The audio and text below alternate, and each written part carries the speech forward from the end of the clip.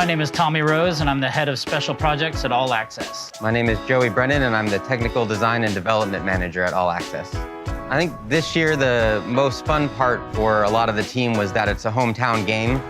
Usually when we design something, the stage or the set goes off to a different state, a different country, it tours around, and we never really get a chance to see it.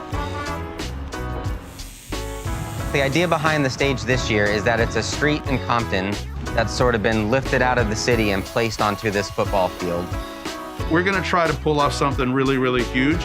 The design that as Devlin came to the table with, it's incredible.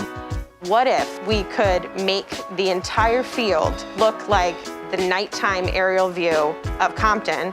And make a ground cloth that had LED nodes in it. So we ended up with a large piece of fabric that covers the entire field. It's broken into 20+ panels. There's only about 12 yards of the field that aren't covered other than the end zones. And stitched into that fabric from below are over 16,000 individual controllable lights. Every single one of these soft goods we put together as a digital print and then had printed on the fabric. And so part of that process was making the map, making all of the gradiated patterns. A lot of the pattern came from the designer as Devlin. And all of that creates this aerial shot of Compton. The catch, of course, is that that needs to come out and then be put back in a matter of minutes. Let's take a look at some of the different carts that we have in their disassembled form so that you can get a better idea of how we're gonna be able to put it out onto the field in just a couple minutes.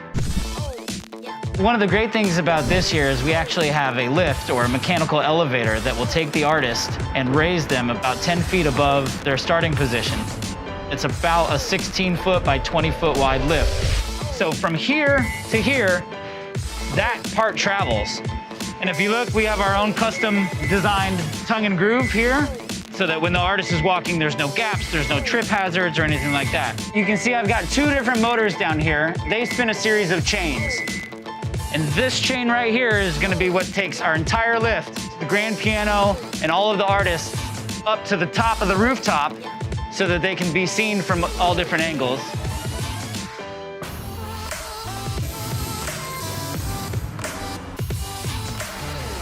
So here we have 5 of the storage locations for our 9 carts. When it's time to move onto the field, our team gets them all lined up and locked together and ready to go. So come on and we'll take a look at the club and what goes on inside there. This is the club unit that happens exactly at the 50-yard line. One of the considerations was how do you get the dancers on and off this set without the audience seeing them? So all these video panels open as doors.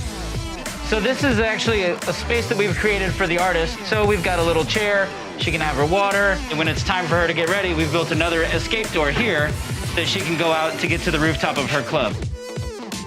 And now the artist is up on the rooftop. All right, so this is the jail of the courthouse unit, and if you see some of the broken lines, whenever we hit our button to trigger the effect, these foam pieces here shoot out and fall off onto the field. So although this is hardwood right here, the pieces that fall down we had to make look like wood, but they're actually really, really soft foam because it does fall. And if it were to hit somebody or if it lands on the ground hard, we don't want anything to get damaged. It's a really, really cool effect.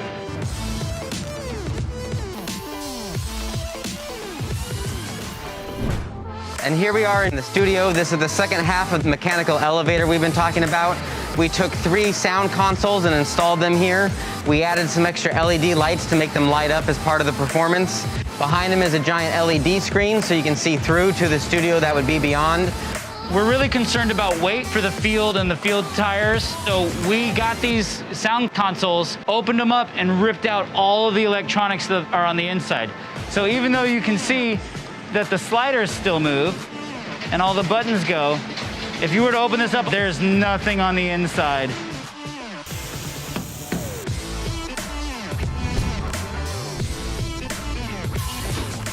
When you're at home and you're watching it and you go to commercial break and then it comes back and we're doing a rock show down on the floor, all that has to get pushed out and set up.